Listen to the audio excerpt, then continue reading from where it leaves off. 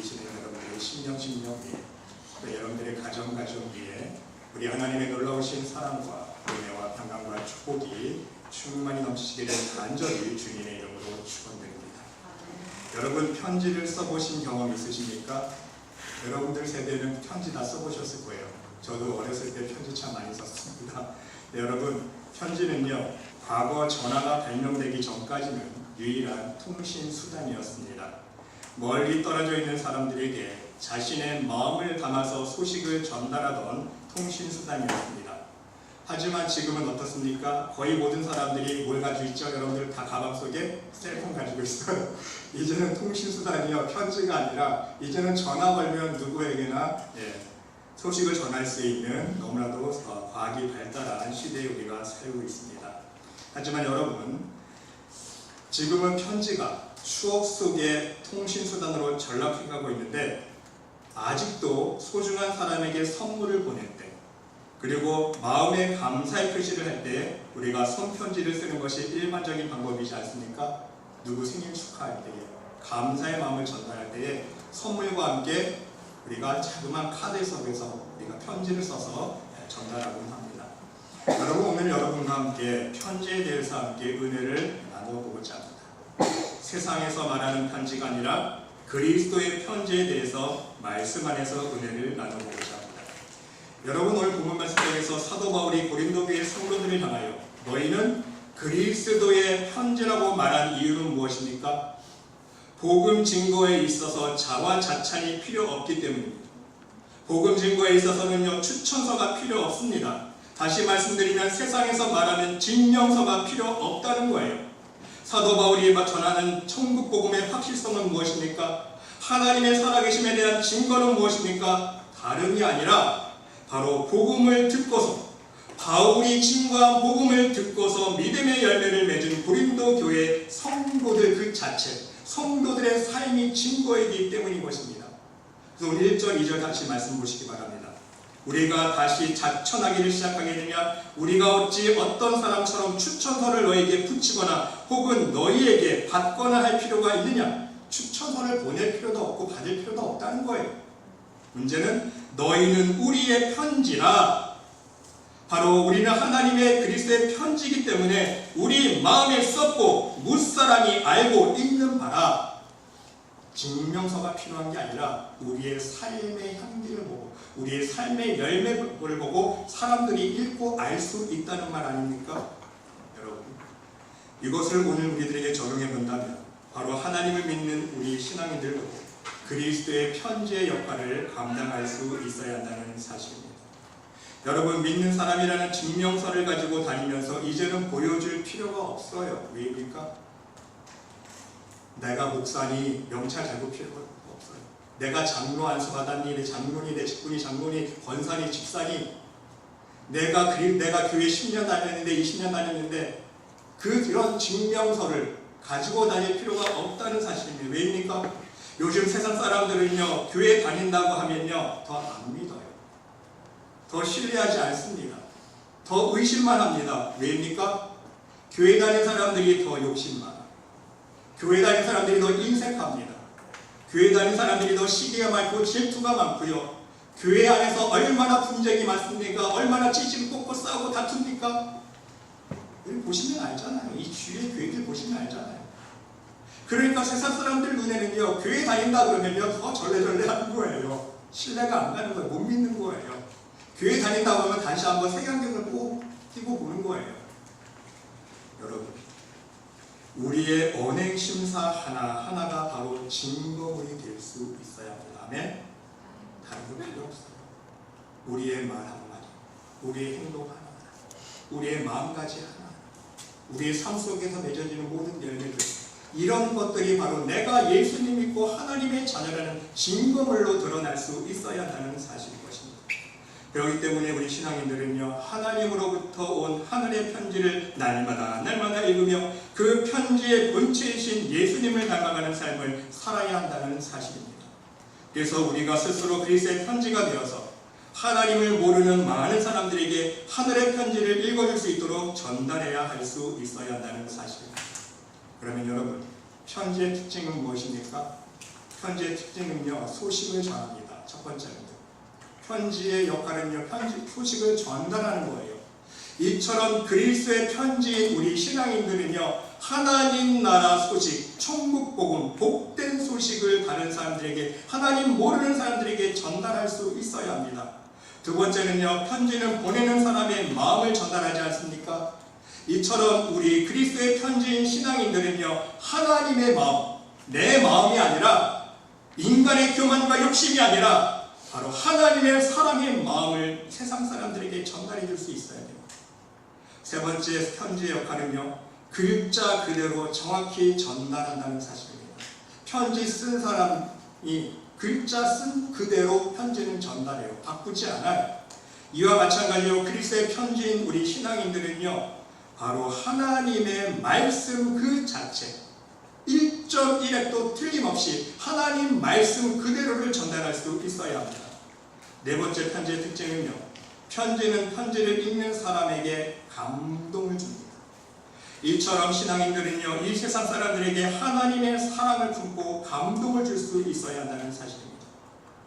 사랑하는 성도 여러분, 여러분은 그리스도의 편지입니다. 여러분은 그리스도의 편지의 역할을 잘 감당하고 계십니까? 하나님의 마음을 세상 사람들의 마음속에 그대로 전달하며 살아가고 계십니까? 오늘은 여러분과 함께 우리가 그리스도의 편지의 역할을 잘 감당하기 위해서 과연 어떻게 실천할 수 있을 것인가, 이것을 구체적으로 은혜 나누어 보기를 원합니다. 첫째로요, 내 마음과 몸에 하나님의 편지를 새길 수 있어야 합니다. 여러분, 하나님의 편지는 무엇입니까? 생각해 보셨어요? 하나님께서 우리들에게 주신 편지는 무엇일까요? 바로 예수 그리스도입니다. 이 땅의 죄인들에게 보내주신 사랑의 편지가 바로 예수님이라는 거예요. 여러분, 왜 예수님 보내주셨어요? 처음에 모세에게 10계명을 주셨잖아요. 돌판에 새겨주셨잖아요. 돌판에 진짜 편지를 주니까 얘네들이 못 알아듣는 거예요. 못 깨달은 거예요. 하나님을 사랑하고 이웃을 사랑하는 것이 뭔지 또 뭐 좀 구분을 못하니까 계속 우상을 섬기며 죄악을 범하고 살아가니까 하나님이 오죽 답답하면 이제는 돌비에 새긴 편지가 아니라 실제로 말씀이 육신이 되어 우리 가운데 거하시니, 할렐루야. 실제 눈으로 보고 귀로 듣고 만져보고 냄새로 오감을 통해서 실제로 사람의 모양으로 말씀이신 예수님을 보내주셨잖아요. 이것이 바로 하나님의 사랑의 편지라는 거예요. 10계명의 편지를 깨닫지 못하니까 인간들이. 그래 더 감사한 것은 말씀이 육신이 되어 우리 가운데 거하시니 바로 하나님의 사랑의 편지를 사람의 모양으로 우리의 눈높이에 맞춰서 실제적으로 하나님의 사랑을 체험할 수 있도록 보내주신 것도 감사한데, 예수님께서 승천하시니까 우리에게 기록된 하나님의 말씀까지 주셨다는 거예요. 그러니까 늘 언제나 우리가 하나님의 말씀을 가지고 다닐 수 있잖아요. 말씀과 함께 한다는 건 뭐예요? 하나님과 함께 한다는 건 아닙니까, 여러분? 그런 믿음 있으세요? 네. 기록된 말씀까지 우리에게 주셨어요. 네, 여러분, 그 하나님의 놀라우신 사랑을 체험하고 하나님을 아버지로 고백하며 인정한 하나님의 자녀들은요, 이제 어떤 역할을 해야 할까요? 오늘 말씀대로 우리도 그리스도의 편지의 역할을 감당할 수 있어야 한다는 것입니다. 그러나 문제는요, 그 하나님의 사랑의 편지를 전달하는 우체부 역할을 하려면 먼저 우리 마음속에 하나님의 편지를 새길 수 있어야 한다는 사실입니다. 하나님의 말씀으로 시커먼 우리의 죄악들을, 우리의 마음판에 새겨진 바로 죄악된 그 글들을, 너 이 세상에서 생활하고 싶지? 그만하게 살아. 너 이 세상에서 좋은 거 누리고 싶지? 좋은 거 먹고 싶지? 좋은 차 타고 싶지? 좋은 집에 살고 싶지? 너 욕심부려 살아야 돼. 아니 그거 뭐야? 저축 많이 해놔야지 노후대책하지? 마음속에 사단의 유혹의 음성들만 다 새겨놓지 않았습니까? 이것들을 하나씩 하나님의 말씀으로 지워야 되는 거예요. 다시 씻어야 되는 거예요. 그리고 나서 하나님의 편지를, 하나님의 마음을 다시 한번 우리의 마음의 신비에 새길 수 있어야 한다는 것입니다. 그런데 중요한 것은요, 우리가 말씀과 할 때에 우리 마음속에 그리스도의 편지를 다시 새겨주시는 분은 누구십니까? 바로 성령 하나님이시라는 사실입니다. 하나님의 영이신 성령님께서 우리 마음판 위에 하나님의 말씀을 다시 새겨주신다는 사실입니다. 오늘 3절 말씀 보세요. 3절에 너희는 우리로 말미암아 나타난 그리스도의 편지니 이는 그 이유는 먹으로 쓴 것이 아니요 펜과 잉크로 쓴 것이 아니라는 거예요. 오직 살아계신 하나님의 영으로 한 것이며 성령으로 써주셨는데 돌배 썼다고요? 아니에요. 돌배 쓴 게 아니에요. 어디에 썼다고요? 우리의 육의 신비에, 우리의 heart, 우리의 마음에 새겨주셨다는 사실입니다. 여러분, 무엇을 의미하고 있습니까? 영적으로 무슨 말씀을 하고 있는 것입니까? 그동안 살아온 우리의 죄의 기록들을 지우는 작업을 하신다는 거예요. 성령님께서. 우리가 말씀을 대하고 우리가 12주 동안 말씀에 대해서 우리가 깊이 있게 함께 말씀을 나눴잖아요. 이제 여러분 말씀의 의미 아시겠죠? 제가 말씀이라는 단어를 사용할 때 어떤 깊이가 있는지 여러분 이해하셔야 돼요. 그렇죠? 우리가 말씀을 읽고 말씀을 묵상하실 때 성령님께서 어떤 역할을 하시는가? 우리의 죄를 씻어주는 역할을 한 다음에 죄를 씻어주시는 동시에 어떤 역할을 하십니까? 다시 하나님의 말씀을 우리 마음 안에 새겨주시는 역할을 하시는 거예요. 할렐루야. 우리가 말씀을 읽을 때에 하나님께서 가만히 계시는 게 아니에요. 우리가 말씀을 대하면요, 그 하나님의 말씀은 살았고 운동력이 있기 때문에 하나님의 성령의 감동으로 기록된 책이기 때문에 우리가 회개하고자 하는 마음으로 정말 하나님의 말씀을 사모하는 마음으로 우리가 말씀을 대하면요, 성령께서 감동 감아주시사 우리 죄악을 씻어주시고 다시 하나님의 사랑의 마음을 우리 마음판에 새겨주시는 작업을 해주신다는 사실인 것입니다. 그래야 하나님 뜻대로 성령이 주장하시는 삶을 우리가 살 수 있기 때문인 것입니다. 여러분 마치 컴퓨터 영상해 보세요. 컴퓨터와 똑같습니다.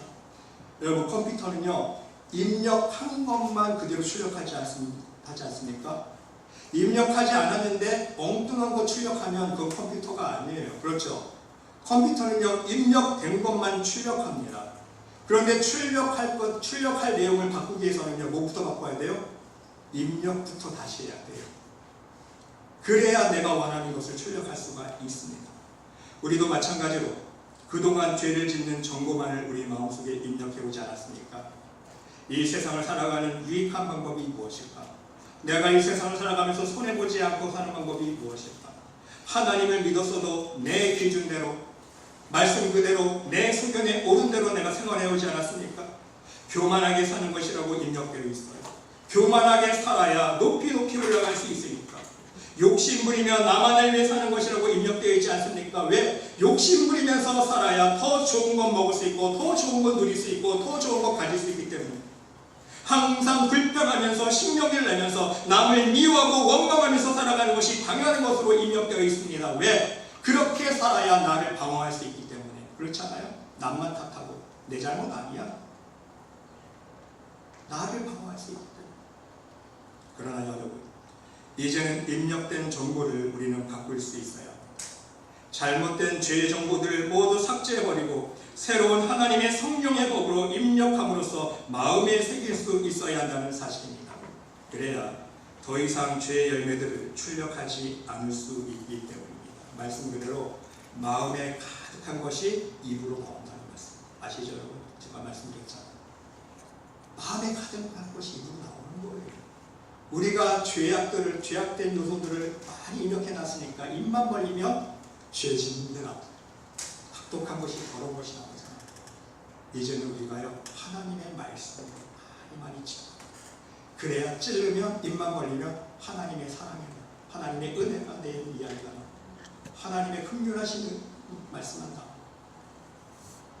사랑하는 성도 여러분, 여기 하나님의 능력의 말씀으로 할 수만 있으면 여러분 마음속에 입력되어 있는 모든 죄의 정보들을, 세상에 썩어질 정보들을 지울 수 있으시기를 간절히 주님의 이름으로 축원드립니다.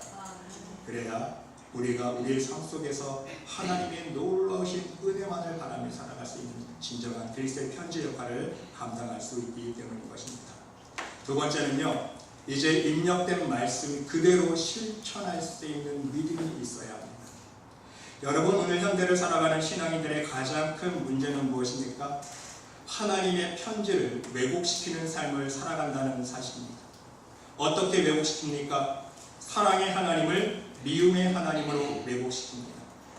나누고 베푸시는 하나님을요, 욕심쟁이 하나님으로 왜곡시켜버립니다. 마음이 부드러운 마음을 가진 하나님을요 강팍한 분으로 왜곡시키시고요, 겸손하신 하나님을 교만한 하나님으로 왜곡시켜버립니다. 화평케 하시는 하나님을 이간질시키고 분쟁케 하는 하나님으로 왜곡시킵니다. 그 이유는 무엇입니까?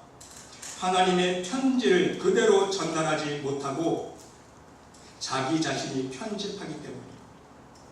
그리스도의 편지 글자 그대로 전달하지 못하고 하나님께서 말씀해 주신 그 글자 그대로를 전달해야 되는 게 우리의 역할인데 글자를 빼먹는 거예요.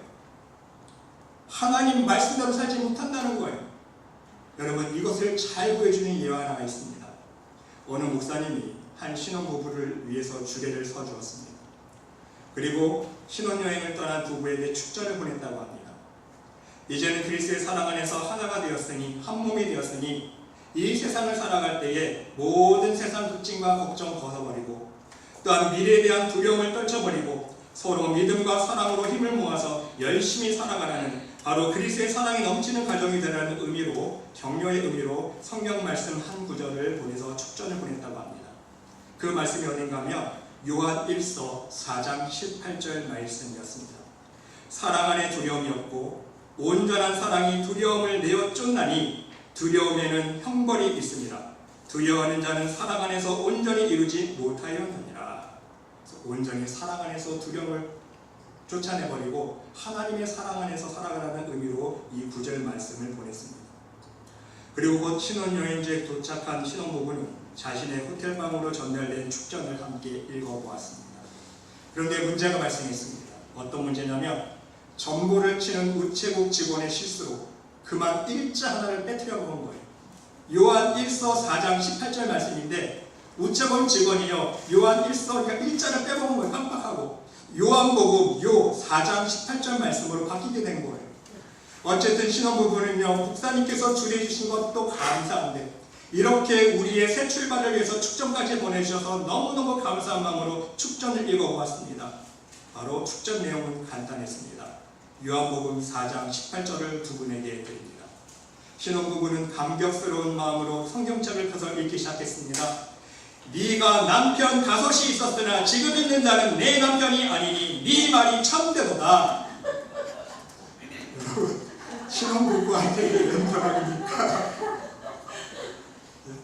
일자 하나 빼먹었는데 목사님은요 요한 1서 4장 18절 말씀을 보냈는데 우체국 직원 실수로 일자 하나 빼먹었더니 요한복음 4장 18절로 바뀐 거예요. 내용이 엉뚱한 내용이었으니까 네가 남편 5이 있었는데 지금 있는 자는 내 남편이 아니니 내 말이 참되도다. 여러분, 예화이긴 하지만 이런 상황이 실제라고 한다면 이 신혼부부의 결말을 상상해 보시기 바랍니다. 비극도 이런 비극이 없을 것입니다. 새로운 꿈도 희망도 품어보지 못하고 서로 지울 수 없는 아픔을 느꼈을 것입니다. 여러분, 이와 마찬가지입니다. 우리 신앙인들이 그리스도의 편지의 역할을 바르게 감당하지 못하게 되면요 많은 영혼들에게 새 생명의 기쁨을, 새로운 하나님의 나라의 구원의 소망을 전해주기는커녕 하나님께 대한 원망만 일으키는, 하나님께 대한 분노만 쌓이게 하고 하나님께 대한 불신만 쌓이게 하는 거예요. 하나님은 이 세상을 살아갈 때 어떻게 하라고 말씀해 주셨습니까? 서로 사랑하면서 살아가라고 말씀해 주셨는데, 하나님은 서로 겸손하게 서로 베풀고 나눠주면서 살라고 말씀해 주셨는데, 하나님은 서로 위로해주고 격려해주고 서로의 아픔을 위로해주고 서로 눈물 닦아주고 사랑으로 모든 허물을 덮어주면서 살아가라고 하나님은 우리에게 말씀해 주셨는데, 우리 신앙인들은요 세상 사람들 보기에 반대로 살아가지 않습니까? 청개구리처럼 살아갑니다. 하나님 말씀은 온데간데 없고 더 교만하게 살아가요. 더 욕심만 부리면서 살아갑니다. 더 미워하고 싸우고 시기하고 질투하고, 그래서 사람들 사이에 이간질시키고 앞에서는 사탕 발림 얘기만 하고 뒤에 가서는 또 혼담만 하고. 이것이 우리 교회 생활 오래 해온 분들 여러분 다 경험해 보잖아요. 교회가 얼마나 많이 많습니까? 그렇죠? 한마디 여기서 아 하면 내일 되면 다 퍼져요. 근데 아라고 퍼지는 게 아니라 어라고 퍼집니다. 이게 우리 교회의 현실이에요. 그러니 세상 사람들 볼 때 하나님을 어떻게 생각하겠느냐는 말씀입니다. 하나님 믿는 사람들이 저 모양이니 세상 사람들 보기에, 그렇죠? 하나님 모르는 사람들 보기에는요 하나님 믿는 사람들이 저 모양이니 저런 모습으로 보이니 하나님은 욕심쟁이 하나님이신가 보다. 하나님은 자기만 아는 이기적인 분이신가 보다. 하나님은 목이 뻣뻣한 교만한 분이신가 보다. 하나님은 항상 싸우고 다투고 시기하시는 분인가 보다. 하나님 안 믿어. 왜? 하나님 믿는 사람들이 저렇게 모습을 보여주는데 저 모습 보면서 새 사람들이 교회 가고 싶겠습니까? 교회 안 나가요. 길 가다가 십자가만 보면 반대로 돌아갈 거예요. 그렇죠? 손가락질만 합니다. 사랑하는 성도 여러분, 우리는 그리스도의 편지입니다. 저와 여러분은 그리스도의 편지입니다. 아멘?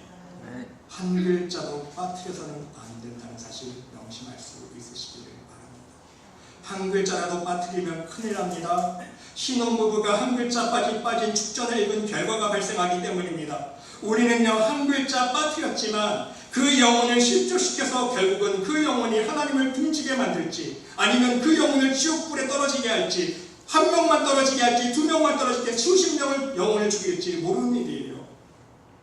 그렇기 때문에 우리는요, 그리스도의 편지 역할을 똑바로 할 수 있어야 해요. 그런데 여러분 마음판에 하나님의 말씀을 새기실 때에 정말 똑바로 새길 수 있으시길 바랍니다. 한 글자도 빠짐없이 새길 수 있으시길 바랍니다. 그리고 여러분 마음속에 새겨진 말씀대로 그 말씀대로만 실천하며 살아갈 수 있으시기를 간절히 주님의 이름으로 축원드립니다.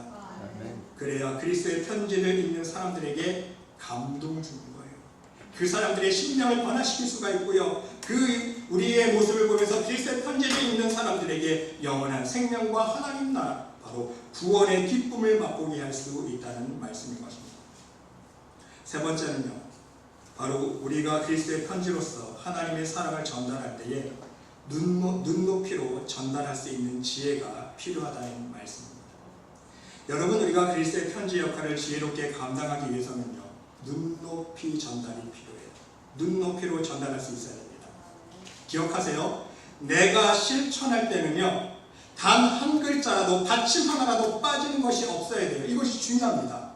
내가 믿음이 있고 내가 하나님의 자녀로서 내가 정말 내 마음속에 예수 그리스도를 구주로 고백하는 믿음이 있다면요, 내가 실천할 때는요, 받침 하나 빠뜨려서는 안 돼요. 말씀 그대로 실천할 수 있는, 순종할 수 있는 믿음이 있어야 되지만, 우리가 말로 하나님의 복음을 증거할 때는요, 눈높이가 필요하다는 거예요. 왜입니까? 예를 들어서 초신자에게 말씀 그대로, 아직 믿음이 생기기도 전에 초신자들에게 말씀 그대로를 가르친다고 자기 매일매일 기도 안 하면 안 돼, 매일 1시간씩은 기도해야 돼, 그럼 어떨까요? 마음이 부담감이 생겨요. 새벽 기도 꼭 나와야 돼, 새벽 기도 안 나오면 안 돼, 혼나, 이렇게 얘기하면요, 마음속에 부담부터 가지고 마음이 편치 않을 것입니다. 거기다가 한술 더 써서 11조 생활은 기본이야, 꼭 해야 돼, 이렇게 강요한다면 분명히 시험되기 십상일 것입니다. 또한 구원의 확신과 감사함이 생겨나기도 전에 교회에 나와서 열심히 봉사하고 충성하라고 강요하는 것, 초신자에게 시험될 수 있는 요인이 될 수 있다는 말씀입니다. 그렇기 때문에 여러분, 처음 복음을 접하는 사람들에게는요, 아직 믿음의 확신이 없는 사람들에게는요, 우리들이 먼저 신앙의 본을 보여줄 수 있어야 한다는 사실입니다. 우리들의 신앙의 본을 그 사람들이 바라보면서, 야, 정말 신앙생활은 이렇게 하는 거구나, 말씀 생활은 이렇게 하는 거구나, 기도 생활은 이렇게 하는 거구나, 교회에 나와서 봉사 생활은 이렇게 하는 거구나, 예배 생활은 이렇게 하는 거구나. 더욱 중요한 사실은 우리가 먼저 하나님 말씀대로 말씀과 기도 생활, 봉사 생활을 했더니 하나님께서 아무 반응이 없는 것이 아니라, 바로 우리가 말씀과 기도와 봉사 생활을 한 그 믿음 생활 속에 하나님께서 놀랍게 축복해 주시고, 하나님의 기적과 능력으로 하나님의 때를 따라 돕는 은혜로 함께 하시는 그 증거를, 믿음의 증거를 보여줄 수 있어야 한다는 거예요. 그래야 그리스도의 편지를 읽는 사람들의 마음속에 감동 감화가 일어나기 시작한다는 거예요. 마음의 문이 열리기 시작합니다. 진심으로 하나님의 사랑의 힘과 하나님의 능력을 신뢰하기 시작한다는 사실입니다. 먼저 이렇게 우리의 믿음의 열매를 보여주고 나서, 형제님, 자매님 보셨죠? 이렇게 기도 생활하면, 이렇게 말씀 생활하면 하나님이 함께 해주세요. 하나님이 도와주세요. 하나님이 은혜를 풀어주세요. 하나님이 응답해주세요. 송생 치고 말씀 한번 읽어보세요. 바로 제가 하는 방법이에요. 성령센축한 말씀 읽어보세요. 보셨죠? 이렇게 기도하니까, 이렇게 말씀 생각하니까 하나님께서 놀랍게 역사해 주시는 하잖아요. 사람이 할 수 없는 일들을 하나님이 행하시잖아요. 놀랍지 않아요? 나의 삶의 가짐을 보여주면서 성령센축한 말씀 생활 해보세요. 하나님께서 함께 해주실 거예요. 성령께서 말씀을 읽을 때 성령의 감동감으로 인하여 성도님 마음속에 예수님에 대한 믿음을 심어주실 거예요. 하나님의 살아계신 증거를 체험하게 도와주실 거예요. 할렐루야. 그럴 때에 하나님의 살아계심을 말씀과 기도 생활을 통해서, 체험을 통해서, 그 사람이 체험을 통해서 믿음이 싹트기 시작합니다. 여러분, 이것이 진정한 전도 아닙니까? 내가 먼저 그리스도의 편지 역할을 잘 감당할 수 있으면 됩니다. 그리고 여러분, 또 한 가지 눈높이로 전개할 것이 있습니다. 바로 영적인 체험에 관한 것입니다. 무조건 자신이 체험한 영적인 체험과 은사들을 강요하는 것은요, 반드시 시험거리가 될 수 있기 때문인 것입니다. 자신이 방언을 체험했다고 다른 성도들에게, 더욱이 초신자들에게 반드시 방언을 해야 한다고 가르치면 절대로 안 된다는 사실입니다. 여러분, 은사 체험 없이도요, 하나님 앞에서 멋지게 믿음과 신앙생활을 얼마든지 할 수 있는 것 제가 설명해 드렸잖아요. 은사가 중요한 거 아니에요. 그렇죠?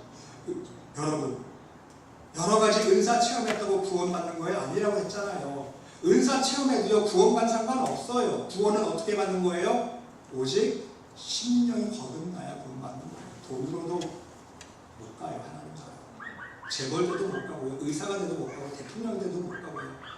은사를 체험하고 내가 방언을 하고 예언을 하고 병 고치는 능력이 있어도 사랑장 말씀 그대로 사랑이 없으면, 사랑 안에서 내 심령이 거듭나지 않으면 구원 못 받는 거예요. 하나님께서 나 너 모른다는 거예요. 한경재 목사님께서 고백하신 게 있잖아요. 실제 설교하시면서 한경재 목사님 고백하시는 게, 나는 지금까지 신앙생활하면서 방언 한 번도 못 해봤다.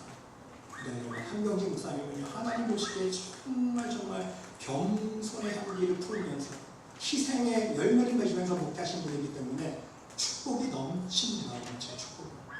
영락교회 보세요. 그래서 축복의 교회가 되는 이유가 어딘가. 한경재 목사님이 쌓아놓으신 게 많기 때문에. 여러분, 그러므로 하나님의 은혜를 깊이 있게 체험하고 깨닫고 체험한 사람들은요, 더욱 조심할 수 있어야 한다는 사실입니다. 나의 믿음으로 인해서 믿음이 연약한 사람들에게 상처를 줄 수 있기 때문입니다. 그 사람으로 하여금 돌이킬 수 없는 성령 회방죄를 짓도록 방치할 수 있기 때문이라는 거예요. 여러분, 사도 바울 보시기 바랍니다. 사도 바울도 이러한 측면에서 눈높이 복음을 전하고 있음을 우리는 잘 알 수 있습니다. 어디에서 알 수 있습니까? 로마서 14장에 보면 사도 바울이 이렇게 고백합니다. 이러므로 우리가 화평의 일과 서로 덕을 세우는 일에 힘쓰나니 식물을 인하여 하나님의 사업을 무너지게 말라. 만물이나 정안에 거리낌으로 먹는 사람에게는 악하니라. 고기도 먹지 아니하고 포도주도 마시지 아니하고 무엇이든지 네 형제로 거리끼게 하는 일을 아니함이 아름다우니라. 실제 생활에서요, 실제 생활면에서, 신앙생활면에서 사도 바울은요, 어떤 믿음 갖고 있었습니까? 우상에게 바쳤던 고기 먹을 수 있는 믿음이 있었어. 왜? 우상 성리는 게 문제지 고기가 문제가 아니잖아요. 그런 믿음이 있으면 고기 먹어도 되는 거예요.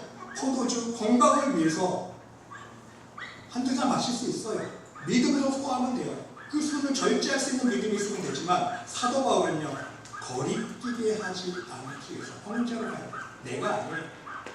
내가 혹시 우상에게 드린 고기를 먹는 모습을 보면서, 내가 포도주를 마시는 모습을 상대가 믿음이 약한 초신자가 보면서 시험될까봐 그런 경우가 있겠다면 나는 고기도 먹지 아니하고 포도주도 마시지 아니하겠다. 고백을 하죠. 그뿐이 아닙니다. 영적인 면에서도요, 은사 체험에서도요, 고린도 후서에서 사도 바울이 고린도서 12장에서 어떤 고백을 합니까? 자기가 하나님 나라 3층천 갔다고 고백하지 않습니까? 무익하나마 내가 부득불 자랑하노니 주의 환상과 계시를 말합니다. 내가 그리스도 안에 있는 한 사람을 아노니 14년 전에 그가 셋째 하늘에 이끌어간 자라. 이런 사람을 내가 아노니 그가 낙원으로 이끌려가서 말할 수 없는 말을 들었으니 사람이 가히 이르지 못할 말이로다. 내가 이러한 사람을 위하여 자랑하겠으나 나를 위하여는 약한 것들 외에 자랑치 아니하리라. 내가 만일 자랑하고자 하여도 어리석은 자가 되지 아니할 것은 내가 참말을 함이라. 그러나 누가 나를 보는 바와 내게 듣는 바에 지나치게 생각할까 두려워하여 그만두노라. 무슨 말씀인지 이해하십니까? 자기가 환상을 보았어요. 입신을 했어요. 하나님 나라 37층에 갔다 왔어요. 거기서 천사들이 예수님이 해주신 말씀을 듣고 왔어요. 이것을 믿으려야 한 사람들이 고집대로 설명해 주면요, 저 사람 이거 된 거 아니야? 솔직히 저 사람이 미친 거 아니야? 오해할까봐, 누가 나를 보는 바와 내게 듣는 바에 지나치게 생각할까 두려워하여. 무슨 뜻입니까? 시험 들까봐, 그래서 하나님을 틈질까봐, 혹시나 나를 미쳤다고 비방해서 성령 해방죄 지을까봐. 사도 바울은요, 이런 믿음이 약한 자들을 위해서 눈높이로 복음을 증거하고 있는 모습을 우리들에게 보여주고 있다는 사실. 사랑하는 성도 여러분, 우리가 명심할 것이 있다면 여러분 스스로 하나님의 은혜를 많이 받았다고 생각하고 계시는 분들이 계십니까? 여러분들 스스로 하나님의 은혜를 깊이 체험했다고 생각하고 계시는 분들이 계십니까? 여러분 명심할 수 있으시길 바랍니다. 아직 하나님의 은혜를 알려면요, 우리는 아직 멀었다는 사실. 하나님의 은혜를 깨달으려면, 체험하려면 아직은 우리는 멀었습니다. 우리가 알고 체험한 하나님의 은혜는요, 김산의 일각이에요. 아니, 온 우주 만물을 챙겨면 우주 공간에 떠있는 먼지 하나라도 우리는 그만큼이라도 하나님을 깨달을 수 없고 이해할 수 없어요. 체험할 수 없다는 거예요. 하나님은요, 무한대예요. 무한대. 그런 하나님을 우리의 이 작은 두뇌로 어떻게 다 이해하고 깨달을 수 있겠냐는 거예요. 그런데 우리가 조금만 은혜 받으면 우리는 교만이 올라오잖아요. 여러분, 우리가 교만하지 않기 위해서는 우리가 항상 하나님 말씀 앞에 최선을 집중시켜야 돼요. 선줄로 생각한 자는 넘어질까 조심하라 경고하지 않은 사도 바울이. 그래서 하나님의 말씀으로 날마다 나를 집중시키는 회개 작업이 필요한 거예요. 왜? 제가 말씀드렸듯이 성경으로만 우리의 심령을 찔러 쪼갤 수 있는 영적인 도구이기 때문에. 할렐루야. 하나님의 말씀은 살았고 운동력이 있어 저희에 나선 어떤 검과도도 예리하여 우리의 혼과 영과 및 관념과 구슬을 찔러 쪼개는 하나님의 말씀은 성령의 검으로, 너희가 거듭난 것이 썩은 씨로 된 것이 아니라 썩지 아니할 씨로 된 것이니 하나님의 사랑과 항상 있는 말씀으로 되었느니라. 아멘. 하나님의 말씀으로만 거듭날 수 있기 때문에 그 하나님의 말씀의 능력에 힘입어서 날마다 나를 축성복귀시키고 내 심령을 찔러 쪼개는 작업을 날마다 이어갈 수 있을 때에 우리는 교만하지 않고 은혜를 헛되이 받는 것이 아니라 받은 은혜를 유지하면서 더욱더 하나님 앞에 겸손하게 그리스도의 향기를 뿜으면서, 지난주에 우리 그리스도의 향기 말씀드렸잖아요. 그리스도의 편지의 역할을 감당할 수 있는 진정한 하나님의 자녀가 될 수 있다는 말씀인 것입니다. 오늘 말씀을 정리합니다. 오늘 말씀드린 세 가지 그리스도의 편지의 역할, 여러분 잘할 수 있는 방법은 무엇입니까? 기억해 봅시다. 첫 번째, 내 마음과 내 몸에 하나님의 편지를 새길 수 있어야 합니다. 무엇을 새겨요? 성령으로 새겨야 되는데 하나님의 말씀. 할렐루야. 하나님의 말씀을 읽고 묵상할 때 성령님께서 감동하마 하시사 내 심령에 있는 죄악들을 씻어주시고 지워주시고 거기에 새로운 하나님의 말씀으로 새겨주신다는 말씀인 것입니다. 두 번째, 입력된 말씀 그대로 실천할 수 있어야 됩니다. 한 글자라도 받침 하나라도 빼먹으면 큰일 납니다. 이해가 되시죠? 말씀 그대로 실천할 수 있으시기 바랍니다. 세 번째, 전달할 때 눈높이로 전달하는 지혜로 나아갈 수 있으시기를 바랍니다. 내가 체험했다고 다 똑같이 증거하면요, 시험 들어요. 그 사람의 신앙의 단계, 그 사람의 믿음의 성숙도 단계에 맞춰서 그 사람에게 맞는 조언으로 신앙생활을 잘할 수 있도록 우리가 이끌어줄 수 있는 지혜가 필요하다는 말씀인 것입니다. 사랑하는 성도 여러분, 부디 여러분 모두 여러분의 삶의 자리에서 또 여러분들이 만나는 모든 사람들마다 하나님의 사랑만을 전하며 하나님의 살아계심을 증거할 수 있는 그리스도의 편지 역할을 감당할 수 있으시기를 바랍니다. 눈물 흘리는 사람 만나면 눈물 닦아지면서 기도해주고, 마음이 상처받는 사람을 만나면 그 사람의 마음의 상처가 하나님의 사랑으로 씻어서 기도해주고, 그렇죠? 염려와 근심, 세상의 염려와 근심으로 울고 있는 사람들 만나면 걱정하지 말라고, 하나님 살아계신다고, 하나님 능력 많잖아, 우리 하나님께 기도하자고, 하나님께 새겨주실 거라고 새로운 소망과 용기를 줄 수 있는 그러한 온전한 그리스도의 편지 역할을 감당할 수 있는 여러분 모두가 될 수 있으시기를 간절히 주님의 이름으로 축원드립니다. 하나님, 이 시간